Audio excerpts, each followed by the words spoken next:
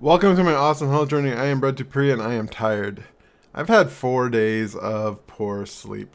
Probably on average 3 hours of sleep a night. Where I see my last time I look at my clock is like um 2 something a.m. and then I'm awake because the alarm goes off. So I feel like I'm getting some sleep, but not enough. And I really don't know why. My first indication was I'm on Vyvanse for my ADHD, which is interesting because I'm able to work without noise, which is just a weird experience for me, just to be able to do that, and I'm fine.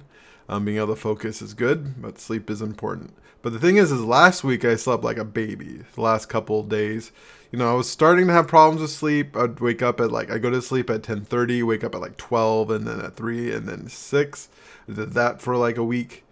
But then like last week I just slept all night or just woke up once, which is normal for me, around 3.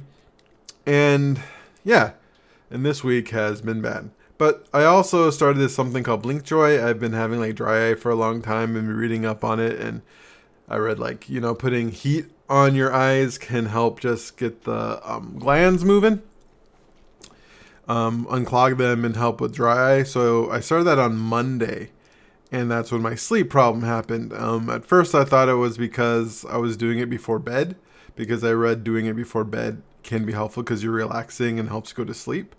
But also sometimes meditation makes me energized. So I was thinking it was maybe that. Yesterday I did it around 5 after work, and I still had sleeping issues last night. So my first indication today is to not use the Blink Joy, and if I sleep well tonight, it might be that. It might be something when the coaches at Orange Series suggested it might be like battery vibration or whatever. That happens. I mean, that might be the case. I never felt sensitive to those waves before, but maybe something about putting heat around my eyes because my brain is different than I get the average brain, being like ADHD and slightly ADHD or neurodivergent or whatever. The way my brain works more logically and just processes things a little differently. It also just works differently with different medicate. Like NyQuil gives me, I can't. NyQuil makes it so I don't fall asleep. I tried some melatonin last night, but I remember I have some left because I tried that. Because one of the things I try to do with my health journey is put sleep a priority, and I have melatonin left.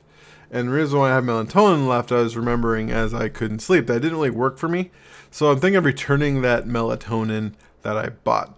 But I'm going to try something else because also with the Vyvanse keeping me up, I've read online that taking vitamin C before sleep kind of helps reduce the amount in your system so you can sleep. So that's another thing I'm going to try is some vitamin C before sleeping.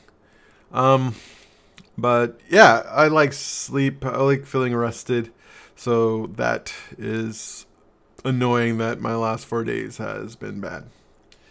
But in other news, working out has been amazing this week. I hit one milestone that I had 2 milestones. The first milestone is what I've been talking about. My hamstrings have been bothering me. And this week I didn't have to rest once at going 3 miles per hour at 3% incline on my treadmill, which was great. That felt really good to be able to do that. I did it on Monday. I felt great, and I was able to do it every day this week. I talked to Josh, he's one of the coaches and a personal trainer, about my recovery, and he suggests I do some exercise. And the thing is, I don't feel it afterwards. I work out at Orange Theory, and it might bother me a little bit for maybe an hour or two, but the rest of the day, I don't feel it. So I generally don't think about doing the exercises. My hamstring feels fine. It's only when I work it up. But I did discover something else that hurt my hamstring, and this is exciting. My hamstring hurt after I did that. Today, I did squat jacks, like actual squat jacks, not step up, not just going up to my calves. I thought, you know what? I'm going to try squat jacks today. I'm going to actually do it. And yeah, I did it slow. I wasn't as fast as everyone else, but I was able to jack. I was able to jack. I am so immature. For instance, I've been cold lately. For the Adderall made me cold, so I made my room temperature higher, which is another thing that might be keeping me awake because my body's getting warm again. So that's something I put my room temperature down, but I set it at 69 because nice. So I was able to jack today, and I decided to try something else that was super exciting, and I can't believe I was able to do it. I jumped, like I legit jumped. I jumped. Kind of want to put out a bench to see if I can jump on a bench on the low setting.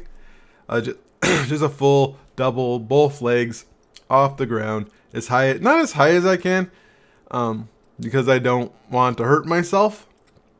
I tried a full-on jump and I was able to do it, and that was awesome. That felt so good, because like when I remember, when I started this, I was afraid to do something like that because I would, hurt my ankle, hurt my leg. I don't know if I could have done it that well and not hurt my back and hurt myself. But to be able to do that, doing those simple things is just the exciting thing about being able to work out. I jumped today, and that made me proud of myself. And I am pumped about being able to jump. Jump, jump. Sorry I don't have much energy today because, tired. But overall, also, just in case you're wondering, my date went well. Have another date today. So, wow, a second date. Man, that's, I don't know, pretty cool that my first date got a second date. First date since my breakup got a second date. I think that's pretty neat. Though, it did take 2 years. I think we broke up about 2 years ago. Yeah, it took a while. But we'll see. She's pretty cool. She's really awesome. She's an awesome person. And I look forward to getting to know her better, and maybe things will work out. I hope it does. Of course. That's what every date does. I always hope I'm finding the one, because that's the point of dating, especially in your 40s, I think. I don't know. I guess that's up to the person. I bet there's still guys out there in their 40s wanting to just see how many women they can have sex with. I'm sure they exist. Not this guy. This guy wants a committed relationship with somebody special. Anyways, thank you for watching my video. I always appreciate your support, and I love you for who you are, and I do truly mean this. Remember that you are worthy.